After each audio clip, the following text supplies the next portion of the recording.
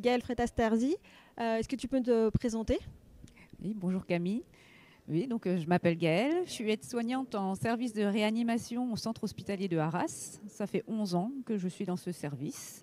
Donc tu as voulu t'engager dans la SRLF. Par quels moyens t'y es-tu prise?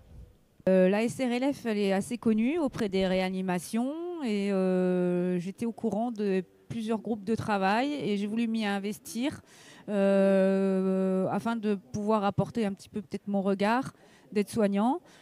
Et puis aussi pour savoir ce qui se passe dans les autres réanimations, parce que je pense que c'est très très important de savoir ce qui se passe ailleurs pour pouvoir se rendre compte du travail que l'on fait.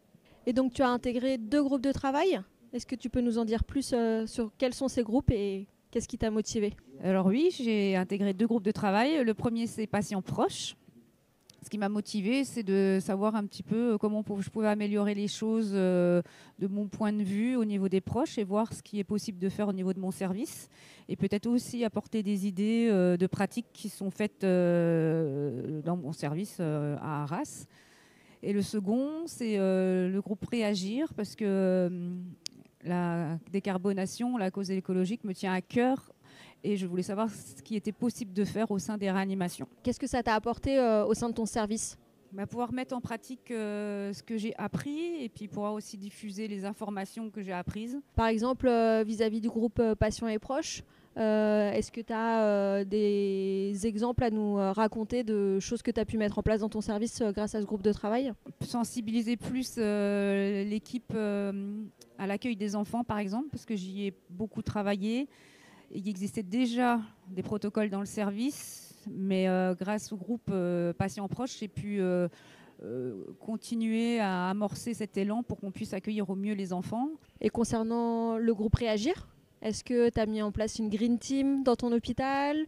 Est-ce qu'il y a eu des mesures écologiques qui ont été introduites? Alors oui, dans l'hôpital où je travaille, il y a une Green Team, mais pour l'instant, c'est encore pas très, très intégré dans les services. Le groupe Réagir m'apporte beaucoup de formations, des choses que j'ignorais. Voilà, ça apporte vraiment beaucoup de choses et des solutions que je puisse mettre en place dans le service, des solutions concrètes. Maintenant, à charge à moi pour l'instant de les mettre en place et de convaincre les autres soignants de pouvoir intégrer toutes ces actions pour pouvoir décarboner la réanimation.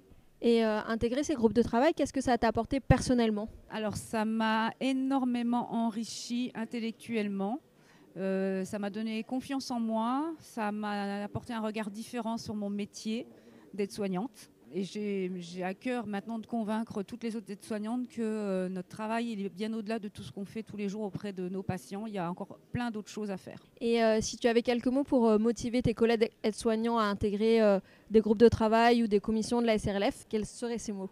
Eh bien, comme j'ai dit juste avant, c'est un enrichissement personnel, c'est s'ouvrir à ce qui se passe ailleurs, c'est pouvoir se rendre compte de son propre de travail, que les choses qu'on fait finalement, elles sont pas si mal ou peut-être elles sont améliorées et qu'il y a des solutions et qu'il y a beaucoup de monde pour nous aider. Donc faire partie de toutes ces commissions ou ces groupes de travail, c'est hyper enrichissant. Super, merci beaucoup pour toutes ces réponses et je te souhaite une très bonne continuation pour la suite.